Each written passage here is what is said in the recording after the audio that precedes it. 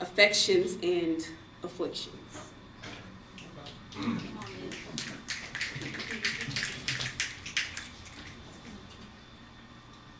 I had never really known jealousy until I met his eyes.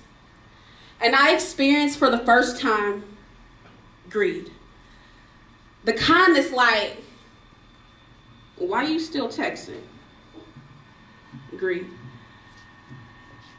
Where are you at? Greed. What time are you coming?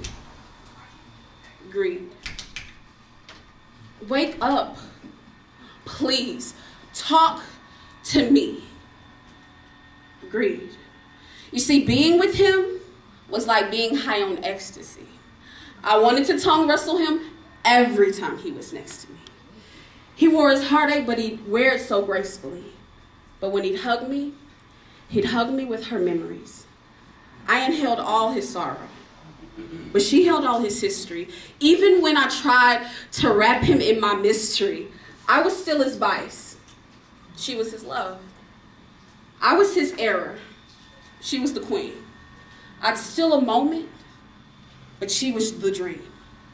I mean, I was good, but she was enough. So I guess the decision wasn't all that tough. I gave him the abridged version of love, which is lust, because anything more would have been asking too much. I just convinced myself that you do what you must. And like I used to tell my preschool class, you get what you get. So baby girl, say that fit. Which is typically pretty good advice. But when your emotions are anomalies to him, and your body parts are integrated in, and your feelings or abnormalities deviating from his mean, there's usually not much left of you. By the time he's through using you, you see, I was convenient. Barely what he wanted even then.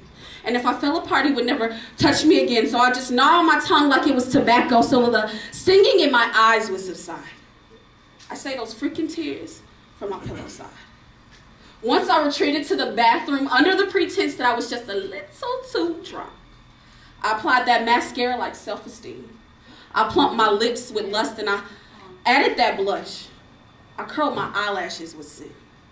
And I did my best to blend those insecurities in. Because he doesn't want my problems. He wants my thighs. And who cares if my mother is in the hospital tonight, because I know he won't ask me why it looks like I'm going to cry. I would just give him what he wanted, even if he wouldn't give me what I needed. And I just counted myself lucky, because if he felt like being blunt, he'd be correct if he called me a... The day I heard her laughing was the day I realized why stealing was illegal. Why it's never really regal to steal another girl's world. I mean, she might as well have just asked him. I mean, did Jezebel have a daughter? And I heard petty girls wear pearls sometimes, but it doesn't really make them classy.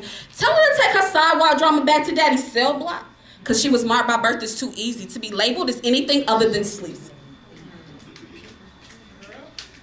Then he just text messaged his foregone apology. I mean, it was so cliche. He might as well have just said, hashtag, I told you so. Hashtag, I mean, sex really is just sex. Hashtag, I only wanted one thing and it wasn't your heart. I told you from the start. You see, the thing about being high is eventually the high wears off. And when it's all over, it's just you. Alone. With all of your afflictions and none of his affections. See, the first step to healing is not repealing the fact that you want to love him. It's admitting the fact that you never really loved him. There's a distinction between the word token and taking. Wow. Stop remaking what's already been made in his image. You are not unfinished. Christ said, it is finished.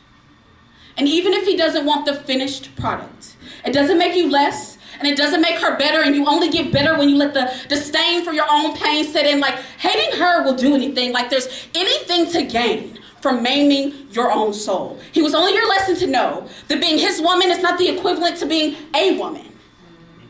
His affections are only your addictions, because love was never meant to be an affliction. I mean, if he seems to be pulling the strings every time you fall apart at the seams, it's because he is. You are empty because he was never a well. And you can only be filled by Emmanuel. You are thirsty because he was never living water. It was never his role to teach you to be a daughter.